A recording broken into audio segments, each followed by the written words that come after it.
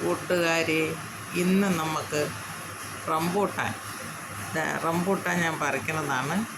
ഈ വർഷം ആദ്യമല്ല എന്നാലും കുറച്ച് പറിച്ച് ഒരു 2 കിലോയ്ക്ക് വേണ്ടി പറിച്ച്, എങ്കിലും മൊത്തത്തിൽ ഇന്ന് പഴുത്ത് പറിക്കുകയാണ്. കുറേയൊക്കെ വവ്വാൽ കൊണ്ടുപോയി, ബാക്കിയുള്ളതിനാണ് ഇന്ന് ഞാൻ നുള്ളി പറിച്ചെടുക്കുന്നതാണ് ഇന്നത്തെ വീഡിയോ. അതുകൊണ്ട് അതിൻ്റെ മരം എത്രയുണ്ടെന്ന് കണ്ട. ഇതൊരു 5 വർഷം ആയില്ല ഈ തൈ വച്ചിട്ട്. ഇപ്രാവശ്യമാണ് എനിക്ക് തോന കിട്ടിയത്. ഇപ്രാവശ്യം നല്ല ഇഷ്ടം പോലെ കിട്ടി എനിക്ക്. അത്രയും കുറേയൊക്കെ കൊണ്ടുപോയി പോകാൽ, എങ്കിലും എൻ്റെ ആവശ്യങ്ങൾക്കുള്ളത്, എൻ്റെ മക്കൾക്ക് കഴിക്കാനുള്ളത് കിട്ടിയിട്ടുണ്ട്. ഈ തൈ ഒരു നഴ്സറിയിൽ നിന്ന് വാങ്ങിയതാണ്. 350 രൂപയ്ക്ക് വാങ്ങിച്ച തൈയാണ് ഇതിൽ നല്ലപോലെ വളമൊക്കെ കൊടുത്ത് തന്നെയാണ് എൻ്റെ മോൻ നട്ടതാണ്. നിറച്ച് കായുണ്ട്, ചുവന്ന കായാണ്, നിറച്ച് നല്ല മധുരമുള്ളതുമാണ്. അതിൻ്റെ പേരെന്താണെന്നുള്ളത് എനിക്കറിയില്ല.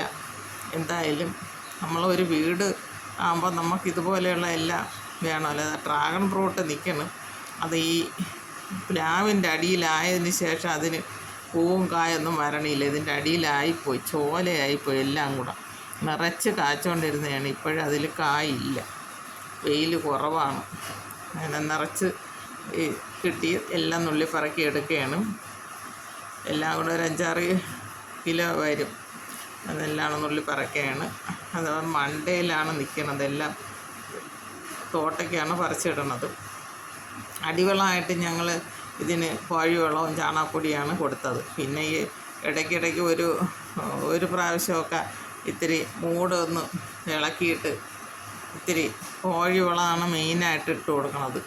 രാസവളമൊന്നും ഇടണില്ല, കോഴിവളമാണ്. പിന്നെ ഇതിനിടയ്ക്ക് ഞാൻ ജൈവ സ്ലറി ഇടുമ്പോഴത്തേക്ക്, ചെടിക്കും മലക്കറിക്കൊക്കെ എടുക്കുമ്പോഴത്തേക്ക് വല്ലപ്പോഴും ഇതിൻ്റെ മൂട്ടിലൂടെ കുറച്ച് ഒഴിച്ചു കൊടുക്കും. അത്രയാണ് ഇതിനുള്ള വളം. പക്ഷേ ഇനി ഓരോ വർഷം കഴിയും തോറും തോനെ കായ്ക്കും. എന്തായാലും എനിക്കിപ്പോൾ ഭയങ്കര സന്തോഷമായി.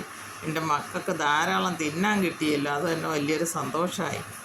ഇതുപോലെ എല്ലാവരും ഒരു വീടാകുമ്പോൾ നമുക്ക് ഓരോ മൂടൊക്കെ നട്ട് പിടിപ്പിക്കണം.